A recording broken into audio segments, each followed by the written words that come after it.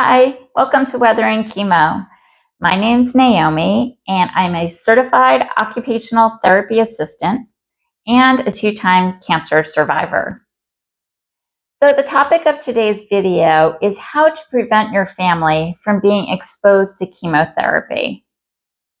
So the first 48 to 72 hours post a chemo infusion, there is still a considerable amount of chemotherapy in your body. This chemotherapy is going to be expelled by your body, and that's where the exposure can happen to your family. So I want to talk about some precautions you can take on those first 2 or 3 days after your infusion so that your family is not exposed to chemotherapy. And we're going to go through this room by room to keep it really simple so you can go through and just make sure that you're following all the precautions as necessary. So let's start in the bathroom. So when you're toileting, you need to make sure to close the lid and flush 2 times after you use the toilet. The reason to close the lid is to ensure that no microscopic little bits of chemotherapy that may be in your urine splash out and contaminate the space around you. So make sure to close the lid. And flushing twice is going to make sure to really flush out all the chemotherapy and make sure it's all gone. Now, this may be hard to remember, and I've actually created a kind of fun little handout that you can feel free to print out and use and kind of maybe post up in your bathroom somewhere as a reminder to flush twice. And you don't need that. You could also just put maybe like a little Post-it note on the toilet, maybe with the number 2 on it. You could put a rubber band around the flusher so you have this tactile cue and you think, oh yeah, I need to flush again.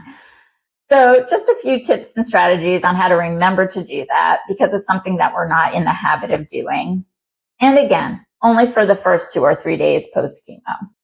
So that's the toilet. And then let's say you're going over to wash your hands.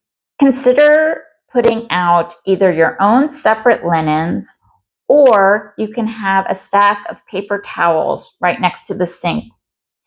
That will be a visual reminder as well that you need to use those instead.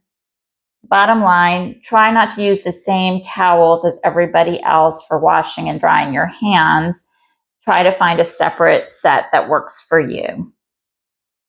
And when you're thinking about our oral health, again, some chemotherapy may be in our saliva. So with your own toothbrush, have your own separate toothpaste just to make sure that nobody else is getting any possible exposure. And it could be that the doctor or dentist rather has prescribed a special toothpaste for you if you're having any dental or oral issues from the chemotherapy. So that might be a good reminder, just have that out and at the ready. Now, of course, there's also the option of using an entirely separate bathroom. That would solve a lot of these problems, and it's a great tool. So if you have that option, just have a designated bathroom for yourself or individual who's going through chemo, and they're the only ones who use it for those first 2 or 3 days, and then you can wipe everything down. But if that's not the case, you might also want to have some wipes, bacterial or sanitizing wipes in the bathroom, so you can kind of just quickly wipe everything down and just keep it all really neat and clean. So next up, I'm going to talk about laundry. So you'll have the towel in the bathroom. Of course, that will be something that will need to be washed quite well. And any other soiled linens or clothes from those first 2 or 3 days need to be washed separately. So you need to store them separately and wash separately.